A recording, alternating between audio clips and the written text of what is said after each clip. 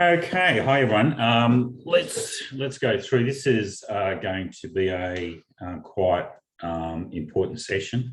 It's only a very soft launch, so I didn't want to go out and make a big song and dance of it. But essentially, what we're doing here is unlike anything I've ever seen, and I keep my ear pretty close to the ground in terms of technology and legal documentation.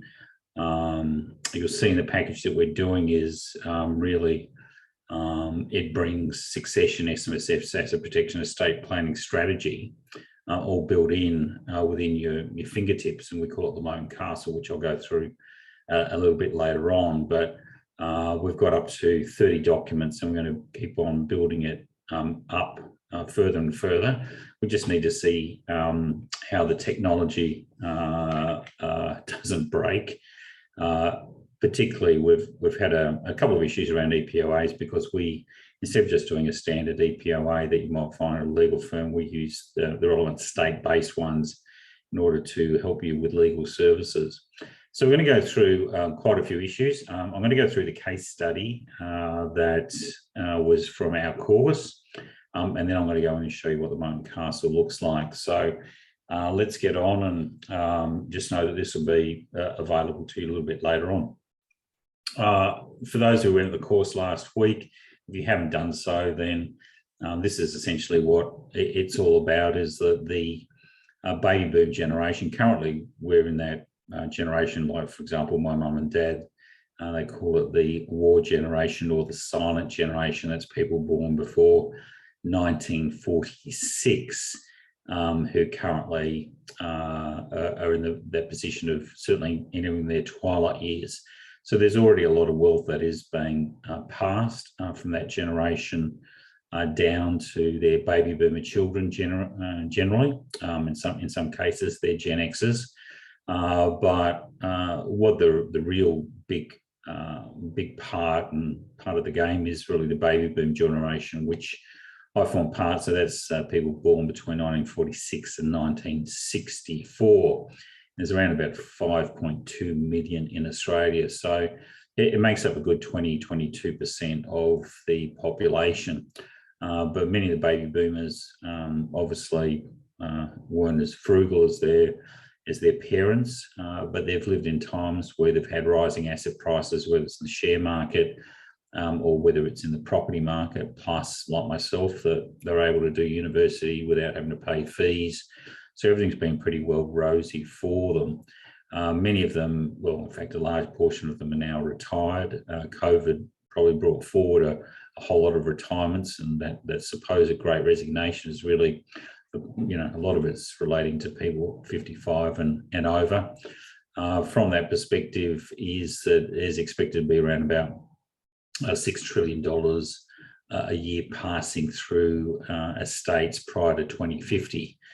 So this area that we're working into, this succession, asset protection and estate planning, is absolutely key. In 2019, there was $120 billion that was passed by that war generation. But as I said, you can see that that's going to increase quite significantly over a period of time. And this comes straight from the Productivity Commission. The other side of the equation is that, particularly if we have a look at valuations as they are at the moment, and I can't believe some of the pricing I've seen down in Sydney, that houses in West Ryde are going for $3.5 million. It's unbelievable. But we're sitting on around about $9 trillion in property. With Australia's extremely litigious environment and family provisions claims. For those of you who are SMSF advisors, we've got a half-day session tomorrow, so make sure that you are on that. If you haven't got the link there, contact Chris. She'll give you the link now, and I'll be doing a whole session on family provisions claims, how to see one, how to defeat one. We've got a whole session by Tim Munro on Section 100A. We're also announcing our international conference coming up in November, on the 13th to 14th of November. Plus, Ash will be covering the marketing aspects of SMSF. So we've got some pretty exciting things happening there. the main element there is that assets in your own name are exposed. Assets in the spouse name after Bosnack are exposed. Assets in a poorly established trust are exposed, and assets sitting in a SMSF generally are protected if they're done the correct way. So we need to, again, this asset protection both during and after life is paramount. So, given the estate planning side of the equation, plus the asset protection side of the equation, and anyone who's focusing on this area really has got, is going to have more than enough work for the rest of their life. And you really don't have to go, particularly accountants, you don't even have to go outside the existing client base. The whole thing is to service them well and really help them out and protect their family wealth. And at the same time, you'll get referrals from that one. Obviously, SMSF, many of you are already members. If you haven't, then the course to become a board certified SMSF accredited advisor, which many of you are. If you haven't done the quiz last week, I suggest you get onto it and get your certification in and running so you can start to utilise this in your armoury of tools. I want to talk about it in a second, it's really important, but the path to accreditation, obviously you have to complete a designated competency course, like the Light Year Training group. There's more coming online in the next year or two. Complete the assessment with a mark of more than 75% within 6 months. Last week's session is probably the best one I've ever done. I'm not sure when I'm going to be doing another one, but I would expect it's probably going to be around about September this year. Receive a certificate from the course provider so that if you are with us, you'll get a completion certificate from us, and then the certification fees from SMSF are generally $250 to get assessed, and then being able to be certified by the board. Now, at this present point in time, your first year fees absorb that $250. So have a look at that, have a look at foundation memberships, and hopefully I'm going to see a lot of you tomorrow, which will be very exciting, to deep dive on family provisions and also section 100A. The key here is, again, the concept that I developed probably about a year and a half ago. In fact, I tried to do this many years ago, but the technology just wasn't there. So we spent a lot of time with our old system, which was Hot Docs, and then got a tender for 260 other legal document providers to see which one were the best to stand up to really building a wholesale and full-scale interview process for all of you to use. So when I get to the Moat and Castle, you'll see that there's a whole range of documents there that, from my perspective, I tend to use the Moat and Castle as my go-to for most clients. At Abbott Mourly, it's probably a bit different because we do a lot of hand-tailored stuff, such as deeds of rectification, deeds of ratification, lost deeds, and those sort of elements which really they need to be tailored. So therefore, they're more the provision of a legal service. One of the questions that came up last week is that, if we're talking to clients about wills, estate planning, asset protection, succession planning, are we somehow jumping into that purview of being a legal service? It's important it's the other way around, is that if you are an accredited SMSF advisor, you are required under your competency standards to talk about estate planning, much the same way as a financial planner is required to talk about financial planning under their training as well. So you must talk about the taxation side of the equation, the succession side, asset protection, and also estate planning there. So I'll go through that. So again, in terms of the legal service, the documents of the Moat and Castle are all signed off by Abbott Mourly lawyers. But again, if you want, I know Tony, if you want to jump onto the system and build wills quite separately, or even here, if you're looking at wills and an EPOA as part of the first tranche of your Moat and Castle documentation, essentially we've got an offer there at Abbott Mourly that You prepare the documents based on a data capture for the client, send them to us, organise a Zoom meeting, which Tony will attend. We'll attend to any further document fix-ups, final Zoom meeting to get it signed and executed and witnessed by Tony. And that's for per person, it's a flat fee of $550, which really, if you're doing one with testamentary trust of $1,800 a pop, that's only 30%. So it's a very, it's great value for it. Now with the castles, our clients and yourselves, we have a whole range of key assets, whether they're in a trading company, trading trust, whether in our own names, etc. But as I said, they're all exposed.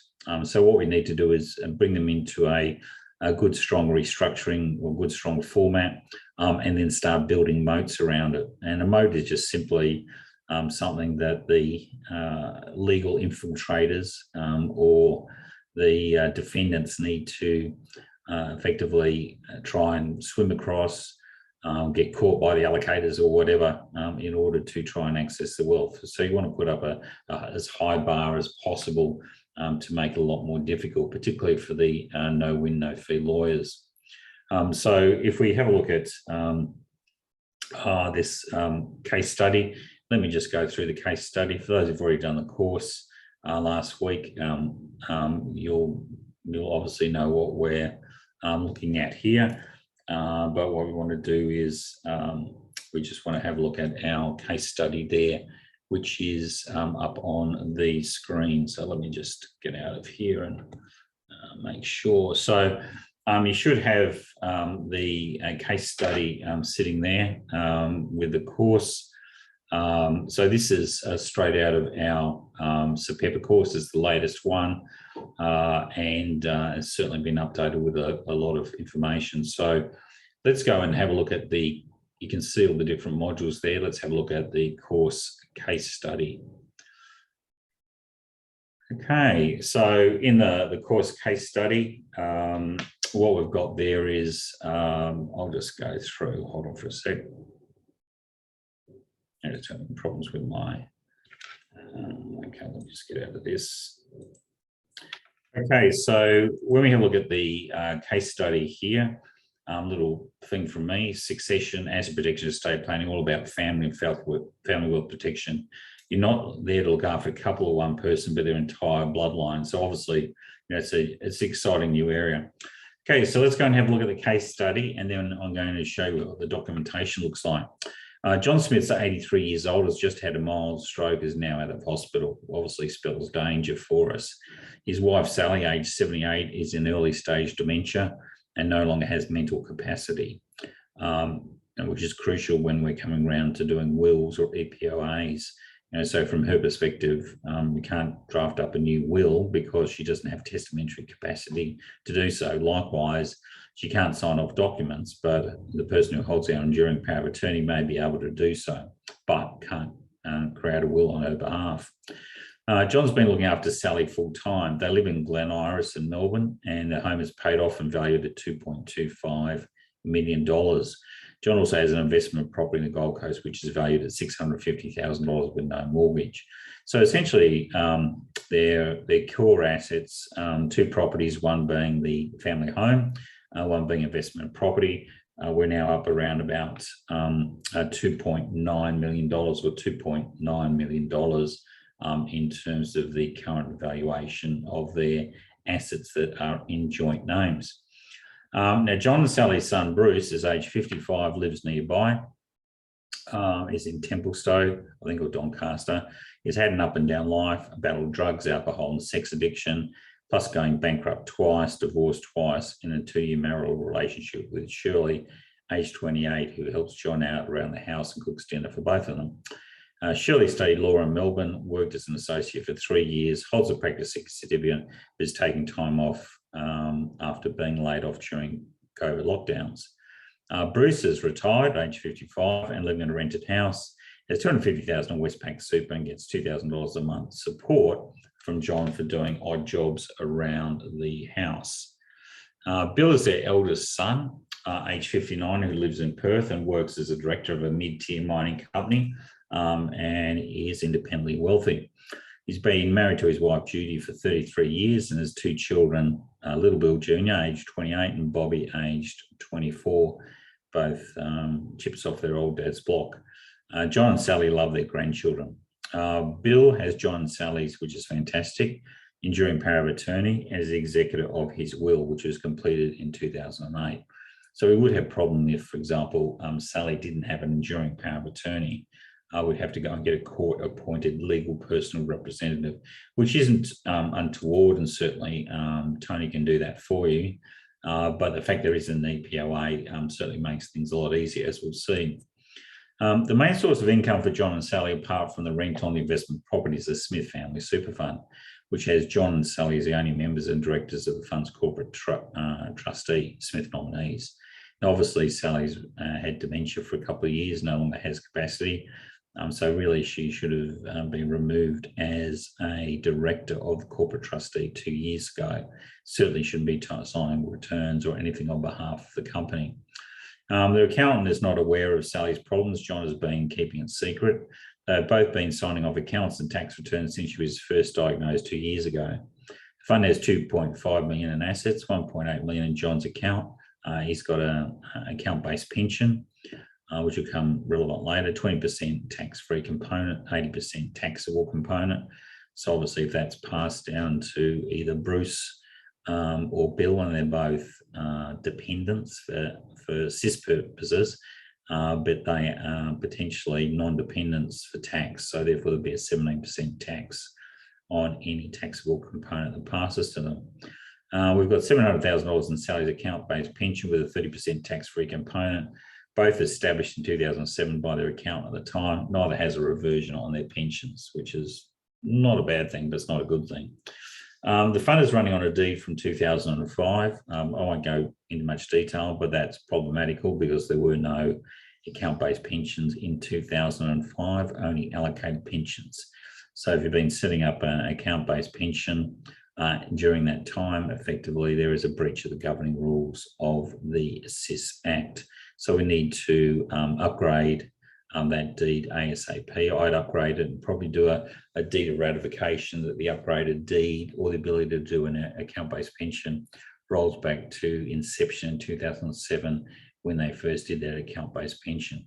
Again, if you come across any particular issues when you're dealing with a family trust, with an SMSF, whatever, where there needs to be rectification, the best thing to do is jump onto our Abbott and Mourly app or contact our offices, or basically contact me or Tony Tanner-Willis at abbott-mourly.com.au.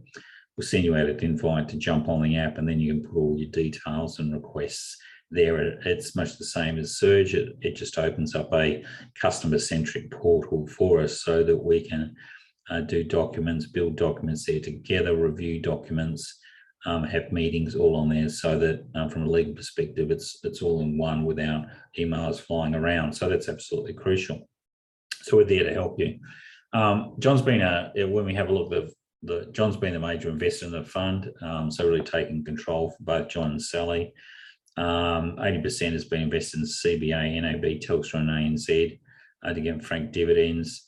So there's $1 million capital gain on the shares. So like most people invested in the last 20 or 30 years, it's done well, and cash dividends fully franked for 2021 were $80,000. So again, there's a pretty sizable franking credit on those as well, of around about $30,000 to $40,000. John tells you Bruce has been nagging to get into his dad's SMSF with Shirley as $20,000 in industry-based super fund. Should Bruce come into the fund? Bill is worried about Bruce having power over the family super, and we'll look at that a little bit later on. John wants to make sure that if something happens to him, Sally's looked after the rest of her life, maybe even home care. His current will gives all of his estate to Sally and then to Bill, except for $100,000 to Bruce, as John and Sally have saved Bruce's bacon so many times. Sally's will is the same. This includes his super, where there's a binding death benefit nomination that directs his super to his estate. Sally has the same. In fact, I'm talking with Jason Spitz from Self-Managed Super magazine later this afternoon, talk about the difference between binding nominations and SMSF wills, and just basically giving the old binding nominations a bit of a biffo. Now, after John's stroke, Bill has flown in and decided to sort things out. He's found your name, he's booked an appointment. Appointment goes well, and you get on well with John and Bill. John still wants to keep his current will and limit Bruce's access to family assets. He's surely only is with Bruce to access John and Sally's money, and has threatened to make a contest of John and Sally's will. So that means we've got significant problems having John and Sally having assets in their own name, because it generally will go to a family provision. We'll go into tomorrow. We'll actually look at this case study again in light of family provisions claims. For this sort of one, given what has been provided to Bruce over a period of time, and the moral, this was what comes out of the latest cases in family provisions, which is again why it's instrumental. I'll be looking at a whole lot of 2020 and 2021 cases that essentially it's the moral duty. Again, let me just say that it's the moral duty of a testator to provide for all of their family. So the fact that they're cutting Bruce out to $100,000 on potentially, if we have a look at super of 2.5 and then 2.8, so $5.3 million estate that Bruce is only going to get $100,000. That won't fly. I mean, Sally probably, also not Sally, Shirley, the part-time lawyer, certainly won't be able to take an action, although she has got a practicing certificate, but she'll definitely find plenty of no-win, no-fee lawyers or plenty of counsel to help her make a claim on that one. And I'll go through what the courts look for tomorrow. But my estimate would be on this estate that Bruce would end up with probably about 1.5 to $2 million out of the estate. Notwithstanding he's been a drug addict, been estranged. Well, he's not really estranged because he's working there. Okay, so John's seems sprightly, just had a stroke, and it's going to pay the fees directly. So the issue that we're facing there is, when I come back from that one, some of the issues that I can see is Sally's dementia is obviously a significant problem all across the board, and it's great that Bill's got an enduring power of attorney for Sally. That means that he can make decisions around health, but John can probably help Bill in that regard. But definitely when it comes around to financial elements, Bill will be able to look after Sally. So we're looking at potentially doing SMSF will, pension documentation, anything of that ilk. We're going to find that Bill will be able to do that on behalf of Sally, which is important. John's coming off a stroke, so we've really got to move quickly around it, because if he loses capacity or has another stroke, then we're in pretty serious trouble. And one thing that we should be aware of, post Shane Warne, and if you remember the time that Shane Warne passed away, there was another 3 or 4 people who passed away at the same time at that age 50, that the stuff that we're doing now is absolutely imperative for all Australians, for that matter. So if you're dealing with a client in this regard, we might have our eyes on John and Sally, but we need to look at obviously what Bill's doing. If he's independently wealthy, it'd be interesting to see what his information is, and then obviously little Bill and also Bob. We want to, they're in their mid-20s. If anything, out of this whole process, they may not have many assets in their own name, but certainly they need to have an enduring power of attorney. So once you start working into this, remember, it's not just a couple, it's not an individual, it's the whole family we need to protect, and that's crucial. So we need to offer that to the client. Bruce the black sheep is going to be the big issue. He's essentially being left out. As I said, it's not uncommon. I will be going through a few cases tomorrow. It's an excellent paper done by a barrister on the recent cases. And I just want to highlight the way that they attack these family provisions claims, what gets up, what doesn't, so that you've got it in your mind, being a SMSF advisor, exactly what the courts are going to look for. Because at the end of the day, that's what it's all about, is, you know, what's the chances that a court is going to hear a case against a child or not? You should be able to assess it from the various issues we'll look at. The SMSF, as I said, is a big problem. It's a really old deed. We need to upgrade the deed straight away. As I said, we need to do probably upgrade the deed, upgrade pension documentation, or we'll see what the pension documentation is, but ratify that the deed with the account-based pension is to take effect from 2007, when the pension first came in. Now, you don't need to do that. That's something that you would jump on the AM app and get us to provide a quote on that one. Bill's got enduring power of attorney, and there's a will in place for John and Sally. So everything is sitting in there, and this is not untoward. So what we need to do is start to put that. Remember, we looked at here the moat around the castle. So at the moment, we've got, you know, a couple of properties sitting out here that we know if they get passed to the estate, the executor of the estate, which happens to be Bill, that effectively that's going to be attacked. Superannuation, we've got a binding death bond benefit nomination, but essentially what we've got there is that we've got a pension that's just in John's name. If John passes away, because there's no reversion, it goes back to the accumulation side, is to be dealt with by way of an SMSF will. It might be better to actually have that reverting to someone else. So we've got a whole lot of silos there. We've got no moat. And virtually we've just got carte blanche for the lawyers to get in. And you'll see tomorrow there's a couple of cases that we're dealing with where family provisions actions have been taken over as little as $50,000 and $60,000 estates. So one like this is, if you have a look at it, it's going to take at least 3 years. Hopefully to settle. By the time it gets to court, it's going to be between 3 to 4, maybe 5 years in there. So that means there's a lot of legal fees, a lot of stress, and a lot of fighting in between. And I expect that both Bill and Bruce want to get along for the rest of their lives, whether they do so or not.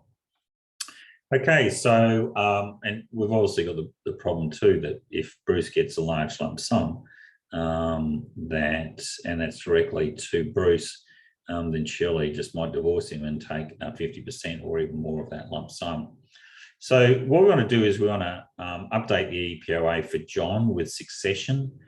So we've got one for Sally. We can't do anything about that because she doesn't have any mental capacity to create a new EPOA. So a person with a power of attorney can't go and, well, theoretically can't go and do a new power of attorney, but certainly with John, while he's got a mental capacity, want to get in there pretty quickly. We've got a danger there that obviously SMSF nominees, which is the trustee of the Smith Family Superannuation Fund, we've got Sally's out of the picture.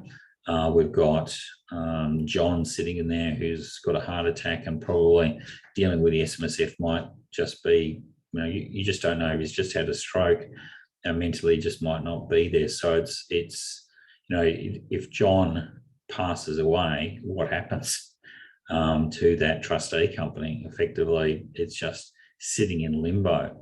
And most people say, well, hold on, you know, it's supposed to go into the estate, the shares, and then the executive can appoint a director.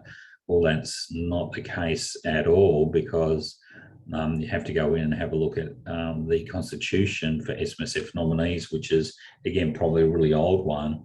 And it's not that easy to appoint a new director. And if the new director has to be an executor under Section 17A(3) B of the SIS Act. So there's a lot of work that needs to be done on that SMSF. As I said, just even getting it ratified, which is effectively a legal way of trying to backdate the documentation to when the pensions are there.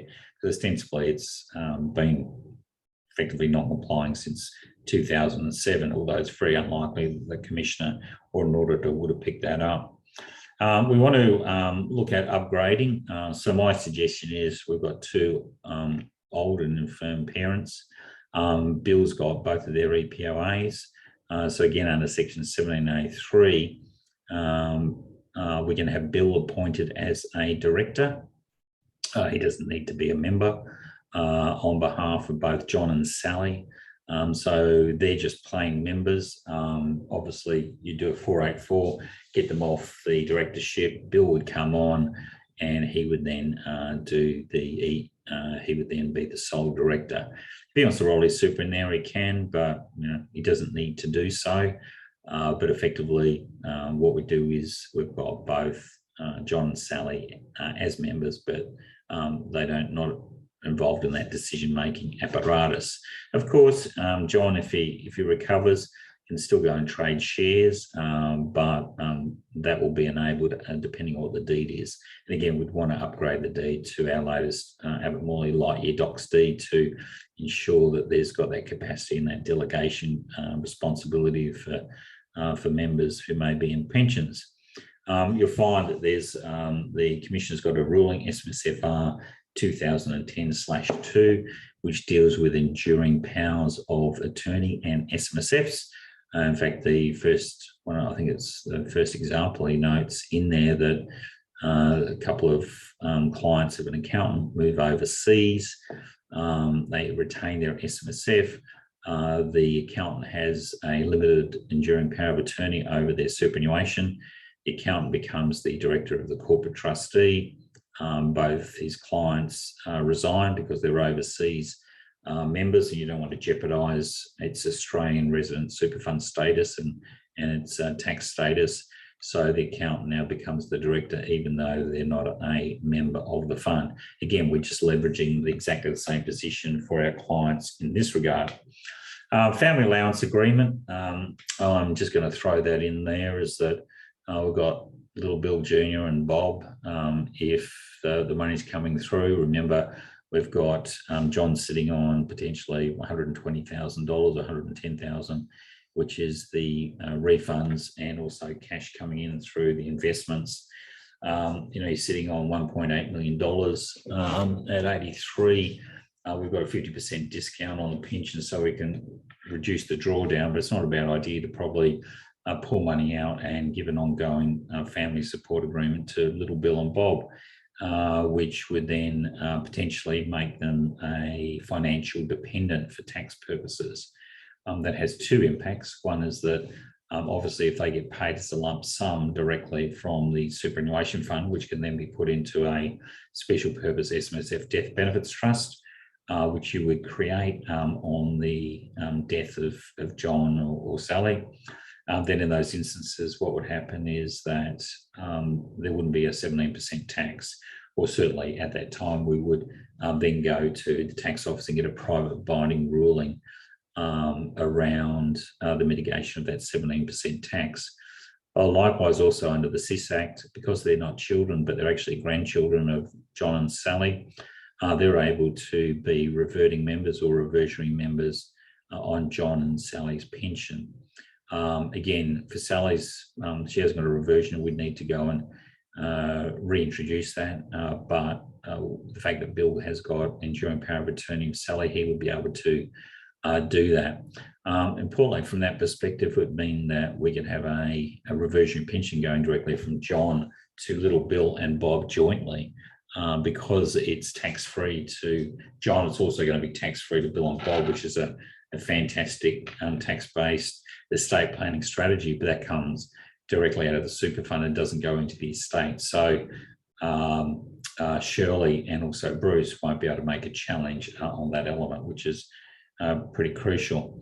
We've talked about SMSF will and also reversionary pension. If everything's wrapped up in the reversionary pension, then we don't need to do an SMSF will. But again, we've got to prepare for the worst, just in case something happens and that pension ceases and goes back to the accumulation stage. Then we want to do an SMSF will. As I said, just watching up, probably tomorrow or the next day, there'll be a bit in self-managed super on that for myself. Will testamentary trust, I want to go down the later one, is because we know that we know that Bruce and Shirley are going to challenge the estate. We need to make sure the estate is left clean. and this is in Victoria. So what we're going to do is we're going to use the protector, which is a gift loan back strategy. We need to set up a family protection trust. We need to ensure that Bill is going to be the family protection appointor, have a corporate trustee for that, where Bill's the sole director, again, taking John and Sally out of the equation, and then we'll get to the line of succession on that. But I'd say it's going to be little Bill, then Bob after that, and that line of succession for those of you who know well. From that is Bruce is excluded, but we could, if we have in the will, we could put in there that Bruce will get $100,000 because there's a gift loan back. And the loan back would be for the total value of John and Sally's properties at the moment, which was $2.9 million. So we gift over 2.9 and then we lend back and register a mortgage there by Eventum Optimum. So there's quite a bit of work to do. Then what we do is, just in case everything falls to pieces, we then do a will with testamentary trust. But remember, if you do a will with testamentary trust, it's all very well to put a lot of assets in Bill's name, but the family provisions claim is going to limit the impact of that testamentary trust. And testamentary trusts aren't as good as they once were previously. I read an article this morning from DBA lawyers basically saying you can't borrow in a testamentary trust that comes from a will. You certainly can, and introduce other funds if you are using a testamentary trust that's built directly from the SMSF. So again, just these little tweaks, but that's where we come about. As I said, you need to be able to explain, well, if you're a SMSF advisor, you are able to explain all of this to your clients. So there's a lot of restructuring work there, anywhere between $15,000 to $30,000. If you did all this together, it's going to take you a long time to build all those documents. And the good thing about it is that, like your docs, you've got all of those docs are actually sitting on the system, so it's not that difficult. But the best thing to do is if we can automate, which is where we come to the Moat and the Castle. So what I'm going to do, I did this one before. Just have a look. There's a couple of Q&As. Go check. Hi, Grant, check with the director ID. If you're a new director after the 5th of April 2022, you need a director ID before you become a director. You can apply for an ID 12 months prior to appointment. This could cause a little more planning. So that's good. Good point. I'm presuming there that if we're looking at Bill coming and being a director, I can't imagine it'd be a big issue, because if he's working for a mining company, he's probably a director already. But it's a good point to note. With a successor director, you don't obviously need to get your director ID until you're there. But just, Seb pointed out, it's really important. Last week I saw an advert on YouTube. Yeah, well, good on them. The client went to a no-fee legal firm and found that if she lost the case, she had to pay court costs and the other side legal fees. The advertised legal firm had a genuine no-win, no fees. Absolutely. In fact, John, hopefully you remember, because I will be going through that costs agreement issue and getting adverse costs agreement costs awarded against you tomorrow in that SMSF session. So we're really going to put our headspace on family provisions from a practical perspective, as opposed to a theoretical perspective, and it's going to be right up to date, which is fantastic. So what we do is, obviously, with we've got our system there. Those guys were on the course last week. Make sure you complete that. I go into my account here. So this is going to take me into the Lightyear Docs Surge, and then what we do is we go into our documents. You'll see here, we've done a number of documents there for clients, and then I've got this Smith, Moat and Castle. So what I'll do is I'm just going to launch that and show you what it looks like. Again, have a play around with this. I think it's like super exciting. Again, it's unheralded across the world. I've been through it a few times, so it's working really well for me. So just make sure that you have a go. Now, it does take, one is I found my upload speeds particularly once you're putting the data in. If you go confirm, upload speeds are it'll come. Upload speeds are really important. Same with download. And unfortunately, where I am at the moment, the download's a bit rubbish, but we will get there. So we just have to remember we've got over 30 documents that are essentially going to be pulled in. But I'm sure if you did this, it's not going to be a huge weight there for you. So, we're going to be looking at the Moat and Castle. The key element when we do a Moat and Castle is to have a look at all the people like Bruce, potentially maybe Shirley or not, but little Bob, little Bill. Also, if we have a look at John, etc., for their common parties. So I've set it up here. I've got the Smith Moat and Castle. We look at common parties. So because we're going through, I'm going to show you a little bit later on, we're going to go through a whole lot of documents. So when we go through the documents, instead of filling them in, what we do is we put them into the common parties, because then the system enables those common parties to be pulled in, and common addresses. So I've put in common addresses. I've got 11 Smith Street, Glen Iris, which is where John and Sally currently live. I've got 109 Hay Street, Perth, so that's where Bill and his family live. Suite 101, 5th floor, so that's where you, the advisor, the SMSF advisor, reside. And then I've got 100 Templestowe Road, Doncaster, so that's where Bruce lives in that rented accommodation. So you might have there some more addresses, so you can put them in there. Now the common parties, I've put that in. I've got John Smith, Sally Smith, Bruce Smith, Shirley Smith, Bill Smith, and then Janet Smith, his wife, little Bill Smith, Bob Smith, the grandkids. I've got the Smith Family Super Fund and Smith nominees. So the way our system works is that if you've got a corporate trustee, you can tell, so you've got the Family Super Fund and the corporate trustee is the Smith nominees. So it actually joins them together, so you know you're on the right thing. I've built a Smith Family Protection Trust with a Smith FPT nominees as the trustee company. And you can actually build that in the system. But what I've done is I've built that quite separately. I've got you as the SMSF advisor, and then I've got John James, which is a family friend.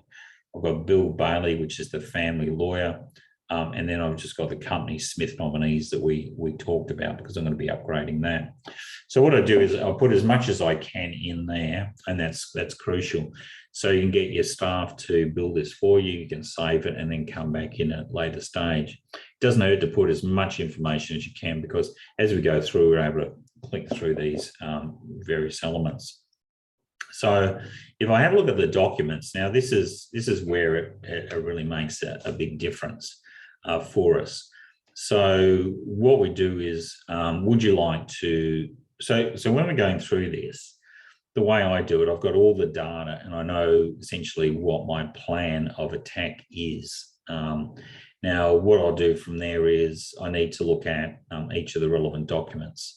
So I've already said that I'm going to do the protector, have to do the protector, because you really got no choice. So I'm going to add the protector, which is the gift loan back. That's 6 documents in itself. And if you add the family protection trust, which I've already done, it would be 7 documents. I've got the choice of enduring power of attorney. I've chosen Victoria Short. And then it asks us the question, do you want to make an EPOA for the spouse? Now, normally you're going to say yes, but here I have to say no, because obviously Sally lacks capacity. We can put in the date the EPOA is made, or alternatively, we just leave that blank and put it in. Now, when it comes down to it, I can set up a discretionary trust for them. I can set up a leading member discretionary trust if they haven't got it at this stage. If you've got existing discretionary trust, you can change that to a leading member discretionary trust. And likewise, you want to make sure that if you've got a trustee company for your discretionary trust, you also want to upgrade that to a leading member trustee company. There's a bit of a typo there. Likewise, with the SMSF, you can upgrade the constitution to a special purpose LYD SMSF corporate trustee, or upgrade the SMSF deed, but I'm going to choose that LYD leading member because Bill's going to be the sole director and John and Sally are the members. I want to also upgrade the deed as well. I'll just go through it, then I'll come back and show you how it works. A family allowance agreement, we're going to do that for probably Bruce, just to cover Bruce off, so that if we pay that $100,000 out of, for example, super, because everything's sitting in family protection trust and super, that we're not going to be up for 17% tax. Again, we have to show the evidence for that. Family allowance helps. And also I'm going to pay something to little Bill and also Bob. Dependent declaration is the reverse, that John basically says that these people are my dependents. For the sake of today, I'm not going to do that. But if this was a client, you'd do that. Pension rollback, but I'm going to do generally I do a pension rollback and then start a new one. But I'm just going to do an account-based pension with reversions. An SMSF will, would I like to make one for the spouse? I could, I've got no, but there was a case whereby an EPOA could do a B2BN for a demented member, or sorry, someone who's lacking capacity. So for this, I could possibly go yes, but I'm just going to go no in that instance, because what we're going to do is make the pension reversionary. Which will do you want to complete? I've got an LYD will and testamentary trust, and that's just got a bloodline, or I can start to go our full bore LYD will. I'd always go this one. If I'm doing the protector, I do this one. If I'm not doing the protector, then I'm doing that one. And again, it's essential to know whether you're doing a protector or not a protector. And for that, you really need to make sure you come to that family provisions session tomorrow. That's going to be your big go-to for the next year. And again, I would, am I going to make another will for the spouse? I'm going to go no, because she lacks mental capacity. So at any point in time, when I do, I go through and I build the whole thing anyway. But at any point in time, I can just, the data sticks. So if I go no, then what happens is all the documentation relating to the protector just jumps off. But if I've already completed and go yes, then I'm not going to lose that documentation. The same way with all of these ones, so that when you're dealing with a client and you're doing a proposal, and I showed you what a proposal looks like last week. Likewise, if you're doing change GPS, to go ahead and give the client all that data or all of this will just take too much. So my preference is if this was John and Sally, the first thing I would do is do the protector, get that over and done with.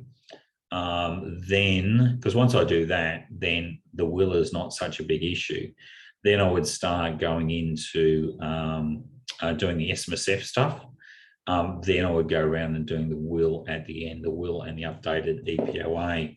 So effectively, I've got 3 tranches of work there. And again, you don't want to put the whole thing together, but this is essentially what you want to do. But you can imagine if you're in our system having to go into each of these documents, whereas here we've got it all together. We also know that because we've got all the data there for the client, we've got everything there. I'm going to have a chat with our team to see if we can put in multiple ones of these. So, because some clients have got like 2 or 3 trusts, we want to put those in there as well. So I've ticked all the boxes that I've got, and then all I have to do is I just go through, put the principal, John Smith. The attorney is an individual, so it's Bill Smith. Now, do you want a replacement attorney if Bill was not around? And you need to have that for a line of succession. So a replacement attorney, we've got John James, who is best mate. If John James doesn't want to take up that role or doesn't want to do that, we've got his family lawyer, being Bill Bailey, who's sitting in there. Doing a third replacement, I've gone no, because look, we're essentially redoing this EPOA for John, simply to get that line of succession that may not be sitting in Sally's in his current EPOA. Now, this is important. We go through the power of attorney. Now, generally, you'll find that it's very generalised as to what you can do. You can do anything, both personal or financial. In this instance, what we've got is that we can add special purpose. I've got the successor director solution basically sitting in here. And also being able to remember act on behalf of as a replacement director on behalf of John, which I can do there. So that's okay. So I've ticked all that. Successor director. So what's the company name? I'll put in there Smith Nominees. But you might have one for existing discretionary trust or whatever, but you can build that in there as well. When I go down here, other information, I've got, and what will happen with the successor director, because the solution comes out, it automatically comes out with a deed of an indemnity, which indemnifies Bill for prior actions in that trust while he's acting as a successor director.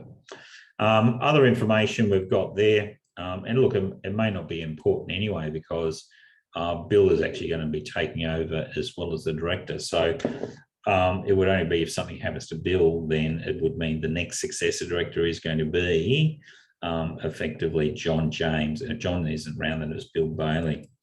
Other information, what I've got here is when will it commence?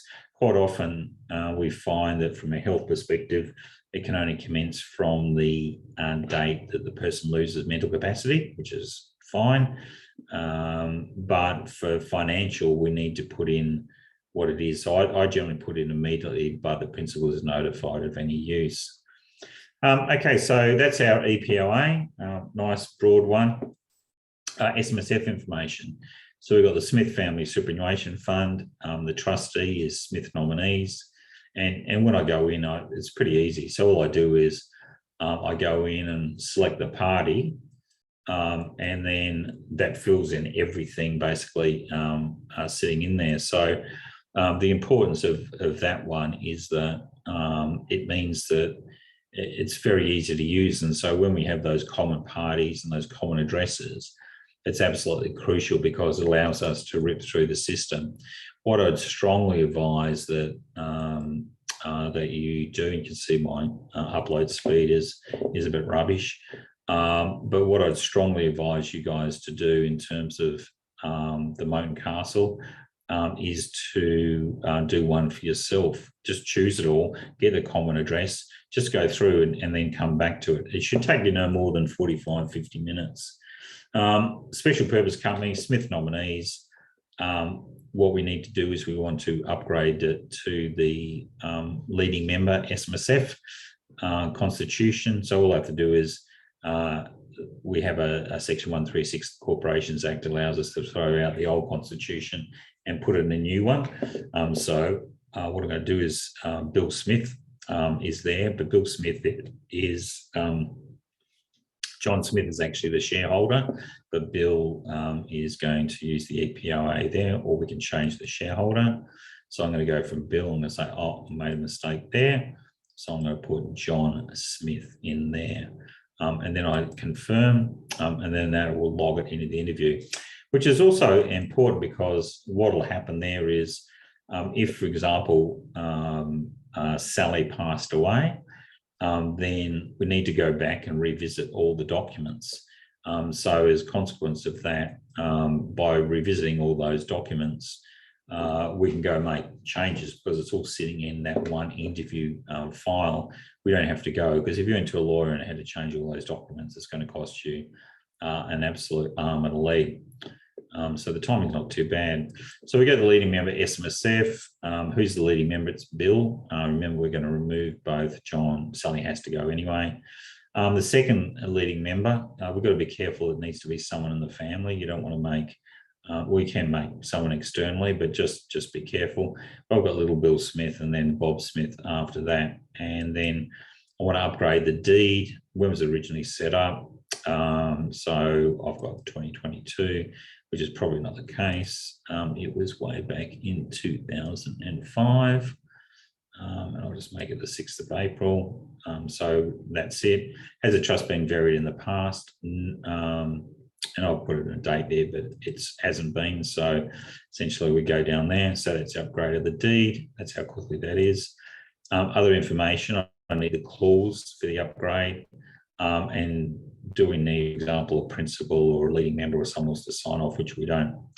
The family allowance is pretty easy. So the date of the agreement, I've just got the 12th, which is today. The monthly allowance is $4,000. The provider is going to be the individual, both John and Sally Smith, are going to be providing that allowance. And again, the documentation is you actually have to make sure the payment is completed. So the recipient here is Bruce, Little Bill and Bob. That $4,000 that's going out, we need to split some, so $2,000 to Bruce and then $1,000 each to Bill and Bob. So you need to set up a payment schedule for that so that on death we can show that there is a degree of financial dependency of Bruce, Little Bill and Bob in terms of both John and Sally. So that covers me, that family allowance agreement, which now means that if I go to my account-based pension, I've got John Smith. I would have had to roll, I should be rolling it back and then starting it again to do that. And so I'll show you, I won't do that because we're running up against time. Age 65, what's the financial year? 2021, 2022. What date will the member be making the application? So 12th of the 4th. This is the commencement date. I've got 83, so that's his John's birthday. Do you know the exact pension balance? Yes. Otherwise, you can just put to be confirmed. I've got 1.8 million, so this is my minimum payment I have to make for the rest of the year. So what I'm doing is I'm adding a reversion to it. This is an important one too. If there is a deficit at the end of the year because I don't pay the $13,000, I might forget to do that. What happens there is a deemed promissory note by the trustee to the member. Look, I can't guarantee it works, but it's better to have it rather than have it. So the payment's going to be $50,000, tax-free component, etc. We have the meeting, which is today. Select the address, and I've chosen here Glen Iris, which is fantastic. Then we go down. As you can see, it's pretty quick. Look how many documents I'm going. The reversionary. Do you want to nominate a reversionary? And again, I've gone instead of Sally because Sally's well and truly looked after, but I've got Little Bill Smith and Bob Smith jointly. So I've chosen there in the event the reversionary beneficiary. So in the event that beneficiary remains alive at the time of death, they take 100% of my pension as a non-commutable pension until age 35, with a maximum drawdown any year of 10% of the account balance. Condition 2, in the event of my death and the death of both beneficiaries, my superannuation pensions are going to my son, Bill Smith, who may take the superannuation death benefit any form that the super laws allow, but the kids will probably be there. And if there's neither beneficiary nor my bloodline or grandchildren or my dependents remain alive at the time, my superannuation to pass to my estate to form part of any superannuation proceeds trust. So they're the three terms that we've put into the element. As I said, they're from both Little Bill and Bob, provided we can show they are financially dependent, so they can take that. The child limit of just being able to take a pension up to age 25 doesn't apply. So they'll be able to continue to take that pension. There is a limit up to age 35. They can't commute and they can only take a certain amount down to do a bit of protection. But from that perspective, it's always going to be tax-free to them because it was tax-free to James. We've got the SMSF will there for John Smith. Nomination direction. So these are the key reasons why this is a bit different from a B2BN. You want to revoke earlier nominations. The reversion pension obviously takes precedence. You don't want to be in a position that you're fighting with your SMSF will against your pension, particularly if you've got both Little Bill and Bob sitting there. Do you want to remember to appoint the executor as a replacement trustee? We'll go yes, but in this instance, it's probably not the executor is going to be, it's going to be Bill. So I'd strongly suggest that Bill should have a count within that SMSF anyway. Likewise, if there's a pension that's going to be paid to both Little Bill and Bob, then they'll need to be members as well. So it's not a bad idea to infiltrate or add those memberships now, sooner rather than later. Do you want to include death benefit payments? Does a member want a professional lawyer? Yes, so that you put your details in there. Do you want to catch-all in case it's non-complying? And so you're going to yes, whereas this won't find anywhere else. So Bill Smith is the main beneficiary, and this is the SMSF will, but there isn't anything in there at the moment because it's all sitting in the pension side. Is it a secondary beneficiary? Little Bill and Bob, and there's no tertiary beneficiary there as well. Nominated professional is going to be yourselves as the SPEP advisor. The meeting terms and conditions, again, we just select the address there. That pumps that in there. General information. So this is around the will. So we've just done the SMSF will. Do you need child guardianship? Is there a nomination of guardianship for a pet? And include funeral wishes, and we go yes in that regard.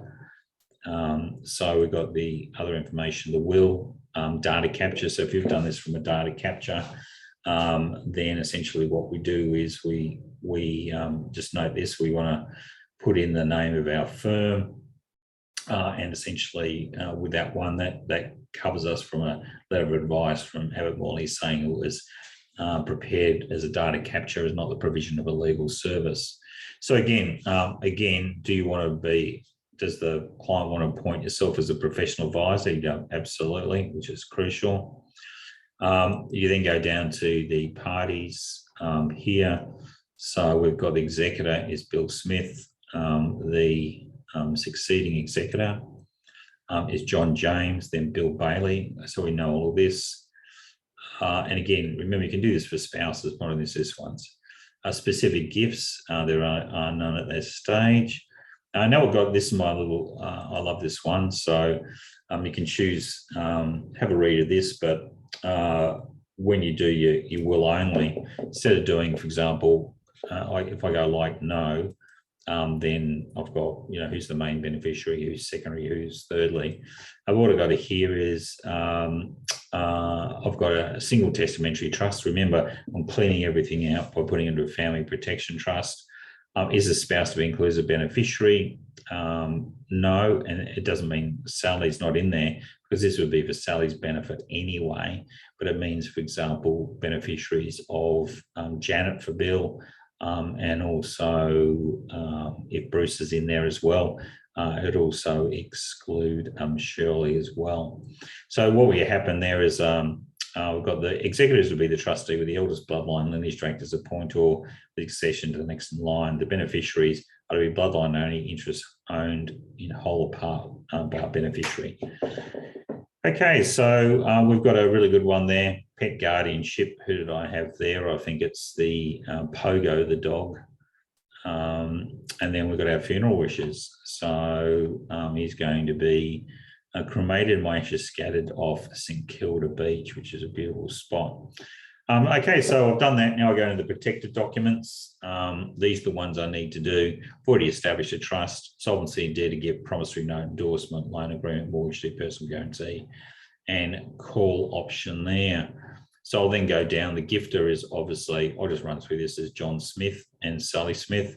So they're gifting to the Smith Family Protection Trust with the Smith FPT nominees as the trustees. So they are a special purpose. You can do those through the package if you want. If you go up here and have a look at the protected documents, would you like to establish a trust? But I've already done that. That's already been in existence. The gift is going to be, I've got 2.825, but it's actually, this is how easy it is. I'm just going to change that to 2900. So it's the promissory note that we're looking at there. The accountant, that is, you're going to sign off as a superb advisor that the client is solvent from a bankruptcy perspective when they're making their gift. There's an endorsement of the promissory note. So that's going back, that underpins the loan. The promisor is John Smith, Sally Smith. The promisee is obviously the Family Protection Trust. And as I said, you're going to need to watch this a couple of times. Execution, I've got it all there. Payable on demand, the promissory note. You've done the protected before, you're pretty well aware. So the payment is actually going to be $2.9 million. And then when we go down here, the loan agreement, which we talked about before, I've chosen fixed 2.9 million.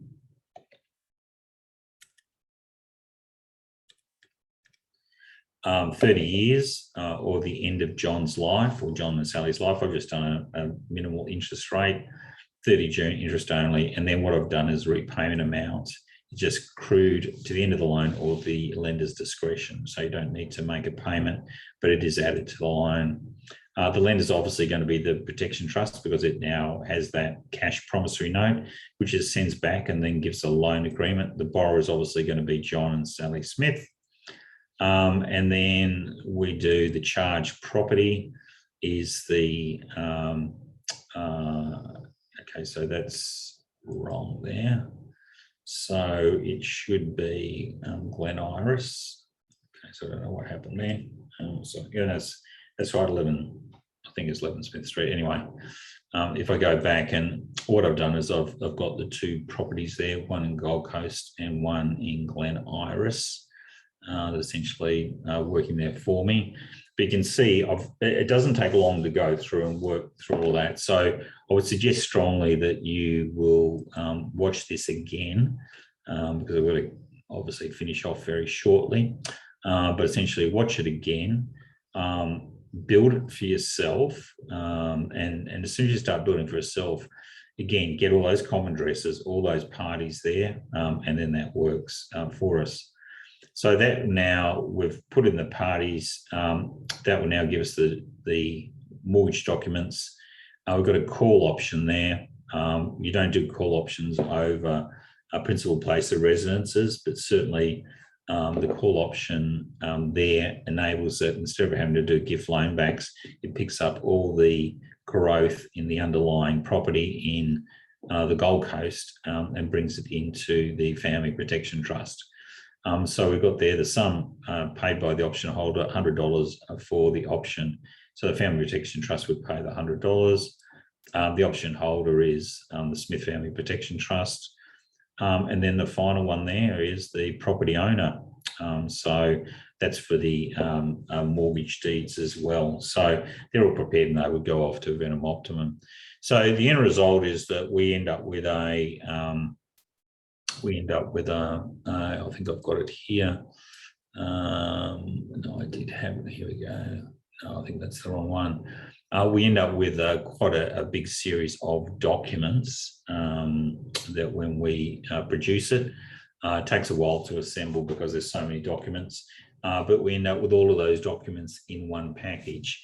As I said before, you might be better off just simply saying, okay, well, let's just focus on the protector. Let's quit out of all of these ones here, family allowance, the account-based pension at this stage, the LYD and etc. And then what that enables us to do is we can then come back and build those at a later stage. So just drip feed them out week by week to the client and then take it from there. I've got a couple of questions. Okay, that's a good one. So John Gowing, take that on board. Have a button in the EPOA which revokes an existing EPOA. Just let me see that from a legal perspective, but a good one. John, you're going to love using this product. So will there be any tax implication for the FPT earning interest? Absolutely, Maz, there is. That's why we accrue it, because the FPT will be a cash basis taxpayer. But likewise, later on down the track, that's the problem. For investment property might be okay because you're refinancing it. So it might be deductible on the other side, but if it's just the principal place of residence, you're going to miss out on a tax deduction. So again, this is pretty revolutionary. Really, I probably need to have maybe a good couple of hours session on it. Tomorrow, make sure for those of you who are board certified, you come along to SMSF. If you haven't got the details of that, contact Chris. And then what we'll do is I'm going to take you through a deep dive on family provision. It's going to be exciting. We'll look at 100A as well. So that's the Moat and Castle. That's my go-to work experience. You'll start to see me from now on whenever we're going through anything that I'll be using the Moat and Castle. So when you get a client, even if you're doing the will, the SMSF, it's best to put all of this just in there, because you might only use one or two documents, but the whole thing is to do the complete restructure. These are all the documents you need to do. As I said, I'll try and put in some extra discretionary trusts and all that in there, but these are essentially all the documents that you're essentially going to need to do the succession, asset protection, and estate planning. So once you have that, that is your go-to for every client that you'll deal with in this space. You'll do one, you'll do two. If you need help, Abbott Mourly is there to help you through the first one or two until you get a really good swing of things. But the best thing to do is obviously do it for yourself straight away. That'll then clear off. It's amazing. Once you do this, it just takes a huge weight off your shoulder as well.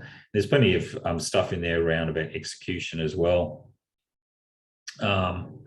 And okay, so there's probably typos because I put it through.